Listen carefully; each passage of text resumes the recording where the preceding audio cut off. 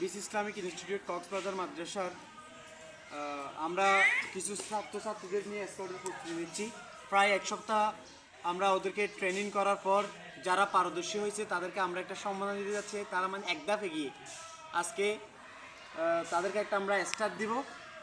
দেখি আমরা কয়েকজন সিলেক্ট করছি, এখান থেকে সর্বপ্রথম কমান্ডার হিসেবে নির্বাচিত হচ্ছে আমাদের তাসিদ, দশম শ্রেণীর তাসিদকে মঞ্চে আসার জন্য আসতে গ্রহণ করার জন্য বলা হচ্ছে।